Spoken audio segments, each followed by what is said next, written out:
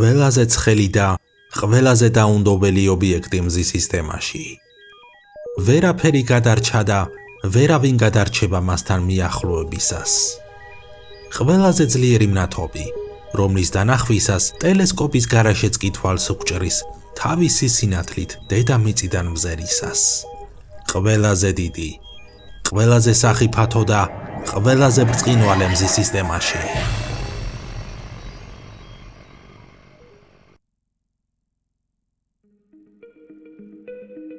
მაგრამ მზეს გააჩნია მეორე მხარეც.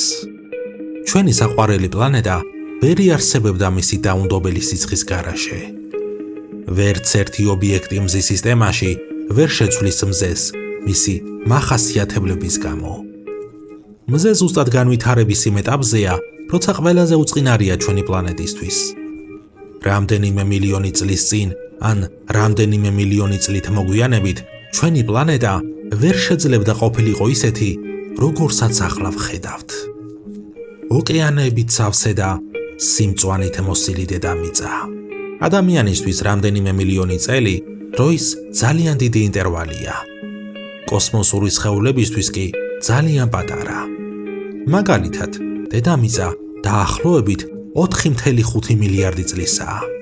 ისევე როგორც მზე, ესე იგი დაახლოებით ორივე ერთად ვითარდებოდა. მზე ვარსკვლავად, დედამიწა კი პლანეტად. დაახლოებით 4.6 მილიარდი წლის წინ კოსმოსური პატარა ნაწილაკებისგან შეიქმნა ღრუბელი, რომელიც დროთა განმავლობაში გარდაიქმნა ენერგიად. გრავიტაციამ შეკრა ღრუბელი და დაიწყო ტრიალი. ტრიალმა ღრუბელს მისცა დისკის ფორმა და ცენტრში ქცეულმა ღრუბლის სქელმა მასამ წარმოაჩინა ვარსკვლავი, სახელად მზე, რომელიც ატარებდა თეთრ გავარვარებულ მასას და მოგზაურობდა ჩვენი გალაქტიკის სივრცეში.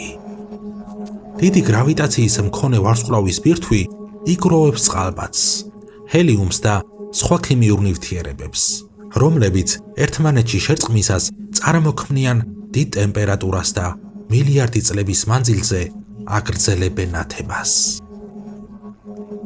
ისევე, როგორც დედამიწა მზის გარშემო, ასევე მზეც მგზავრობს ჩვენი გალაქტიკის სივრცეში, ჩვენი პირადი გალაქტუსის გარშემო, რომელიც მდებარეობს ჩვენი გალაქტიკის ცენტრში და ეწოდება მას მშვილდოსანი A.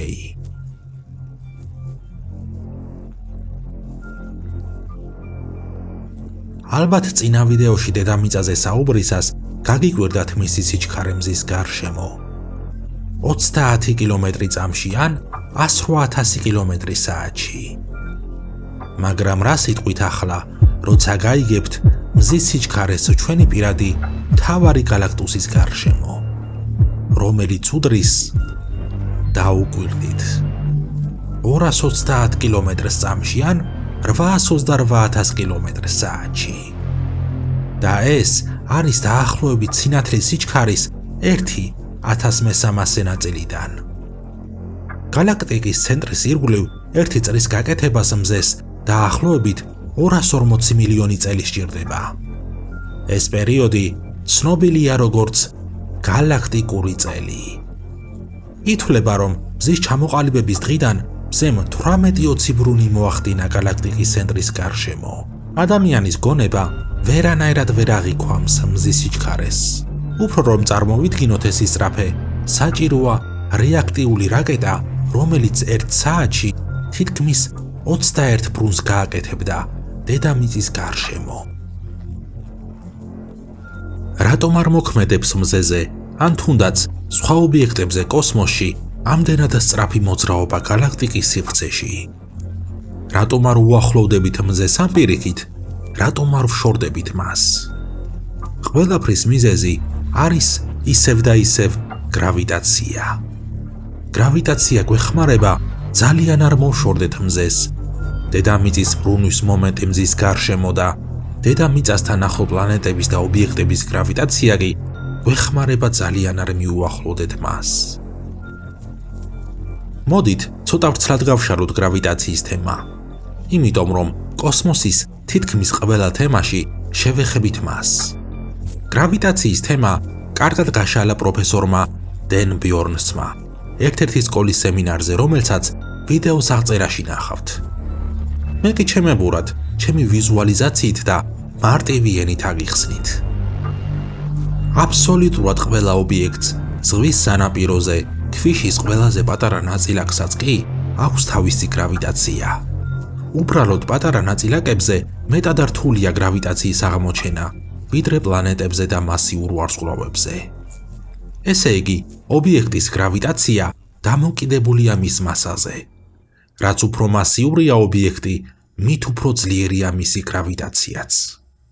მაგალითად, დედამიწაზე თუ ადამიანის მასა 75 კილოგრამია, მზის ზედაპირზე ის იქნებოდა დაახლოებით 2050 კილოგრამი.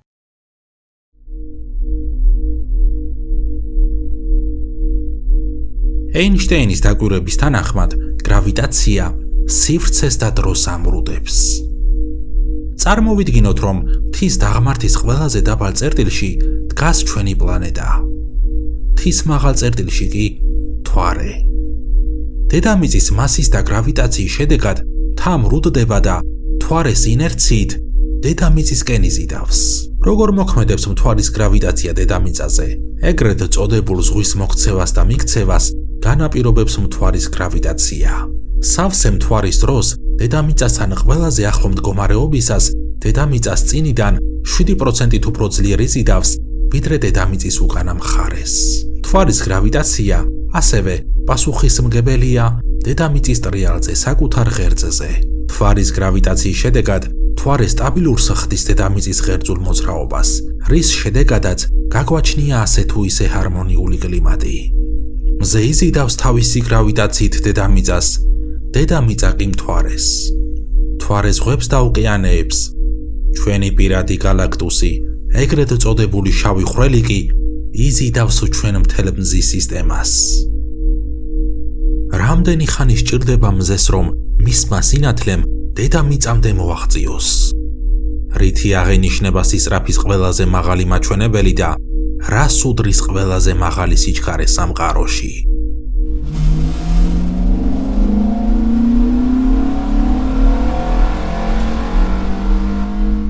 ჩვენთვის სასიცოცხლოდ მზის მნიშვნელოვანი მახასიათებლები არის სინათლე და სითბო. საინტერესო ფაქტი მდგომარეობს იმაში, რომ ადამიანების უმეტესი ნაწილი ხედავთ მხოლოდ საღამოთი მზის ჩასვლას ან დილით მზის ამოსვლას.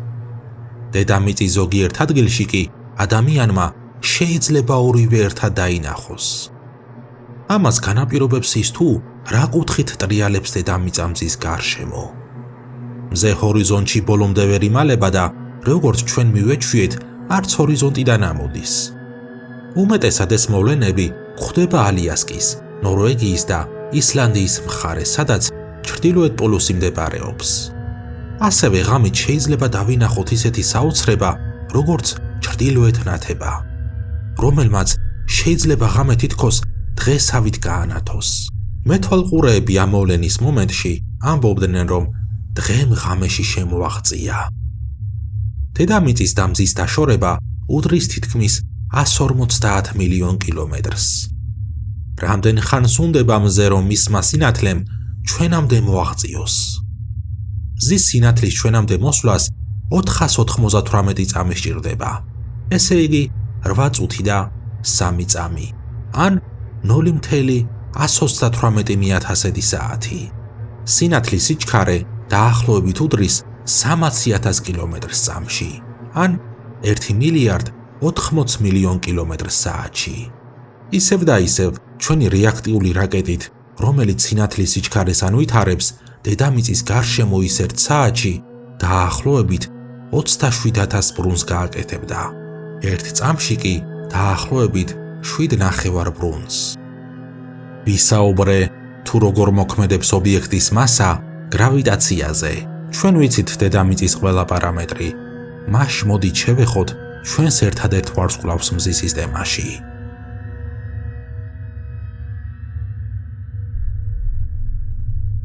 რადგან მზის სიმკვრივე დედამიწისგან ბევრად განსხვავდება და წყლის სიმკვრივეზე 1.4 მეტია, მზე განასახიერებს თითქმის იდეალურ წრეს, რომლის წრიული რადიუსი 4.379.000 კილომეტრია, რომელიც დედამიწის რადიუსისგან განსხვავებით 109-ჯერ მეტია. მზის ტემპერატურა და გრავიტაცია იმდენად მაღალია, რომ აღწევს მზიდან დაშორებით მერვე პლანეტამდე, ნეპტუნამდე, რომელიც მდებარეობს მზიდან დაახლოებით 4,9 მილიარდ კილომეტრში. თუ მზის გრავიტაცია ოდნავ მეტი იქნებოდა ან ნაკლები, ალბათ მზის სისტემაში გვეყოლებოდა 15 პლანეტა, ან დაბალი გრავიტაციის შემთხვევაში მხოლოდ 4.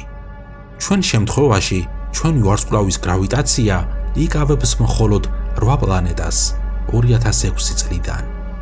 იმიტომ რომ მე-9 პლანეტამ პლუტონმა თავისი მცირე ზომის და მცირე გრავიტაციის შედეგად ვერ შეძლო თავისი ორბიტის გასუფთავება უცხო სხეულებისგან და მათი მიზიდვა.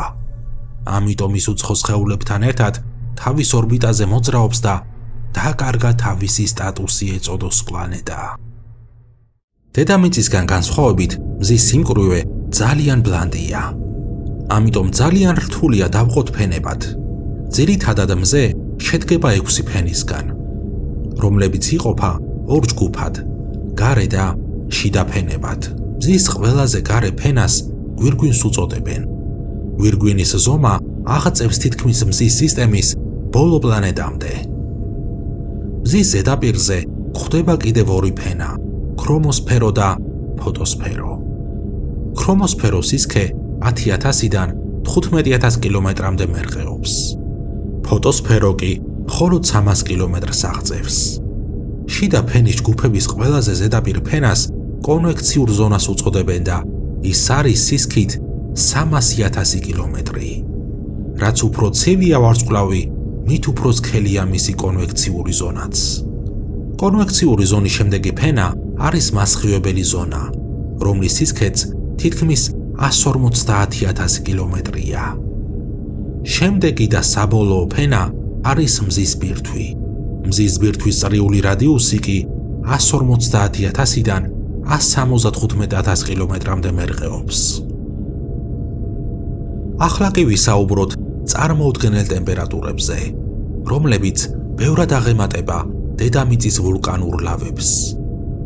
გვირგვინის ტემპერატურა მილიონობით გრადუსამდე მერყეობს მზის ზედაპირიდან 60,000 კილომეტრამდე. მას ახასიათებს ძალიან ცვალებადი ტემპერატურები, რომელიც შეიძლება 20 მილიონ გრადუსამდე წავიდეს. ის გავს წნევით ნასროლ წყლის ცხელ ორთქლს, რომელსაც ადუღებულ წყალზე მეტად დიდი ტემპერატურა აქვს. შემდეგი ფენა მზის ზედაპირზე არის ქრომოსფერო, რომელსაც ახასიათებს უმაღლესი ტემპერატურის ქარიშხლები, რომლებიც უერთდება გვირგვინის ფენას, რომლის სიგრძემაც შეიძლება მიაღწიოს მილიონობით კილომეტრს. მისი დანახვა მხოლოდ მზის დაბნელების მომენტში ან სპეციალური ფილტრებით არის შესაძლებელი ტელესკოპიდან. შემდეგი ფენა მოდის ფოტოსფერო, რომლის ტემპერატურა დაახლოებით 5,000 გრადუსია. სწორედ მას ვხედავთ მზისკენ გახედვისას, რომელიც ასე უცებ გვჭრის თვალს და წარმოადგენს თეთრ მოყვითალო ელფერს. ახლა კი შევეხებით მზის შიდა ჯგუფის ფენას, რომელსაც ეწოდება კონვექციური ზონა. მის ტემპერატურას არ შევეხებით, იმიტომ რომ ძალიან ცვალებადია, რადგან კონვექციის ფუნქციას ასრულებს და აწვდის ენერგიას და ტემპერატურას შიდა ჯგუფის ფენებიდან მზის გარე ფენების ჯგუფს. გაციებულ მასას კი ისევ შიგნით იბრუნებს. მზის სიღრმეებში მოგზაურობისას ჩვენ შევხვდებით შემდეგ ფენას, რომელსაც მასხივებელ ზონას უწოდებენ და მისი ტემპერატურა გარე ფენის წერტილში თითქმის 1800 გრადუსია, ხოლო შიდა ფენის ტემპერატურა 6800 გრადუსაც აღწევს. ჩვენ მივუახლოვდით ჩვენი ერთადერთი ვარსკვლავის ბირთვს, რომლის მასა მზის 25%-ია. მისი ტემპერატურა დაახლოებით 13800 გრადუსი, ხოლო მზის ბირთვის მასის 1 კუბური მეტრი 150 ტონას იწონის. სრული მზის მასა კი დაახლოებით 99.8%-ია მთლიანი მზის სისტემის მასასთან შედარებით. სინამდვილეში ჩვენი ვარსკვლავი არც ისეთი პატარა ტვირთია ჩვენი პირადი galaktusისთვის, რადგან ჩვენი galaktikis ვარსკვლავების 80% დიდია. რაც უფრო ვშორდებით დედამიწას, თითქოს ვხვდებით, რამდენად პატარა არსებები ვართ ადამიანები. რაც უფრო ვშორდებით დედამიწას, თითქოს ვხვდებით, რამდენად პატარა არის ჩვენ დედაპლანეტაც და ამ მარადიულ სიჩუმეში ცხოვრობს ადამიანი თავისი 80 წლიანი სიცოცხლით. მოდით ამ მცირე ინტერვალში ფარხმის დაყრის ნაცვლად გავაერთიანოთ ჩვენი ცოდნა ჩვენი სამყაროს შესახებ. ჩემი არხი კი დაგვეხმარება ამაში, რადგან გაგრძნობინებთ ორგანოლეპტიკურად და გულით, რამდენად ლამაზი და დაუჯერებელია ჩვენი სამყარო.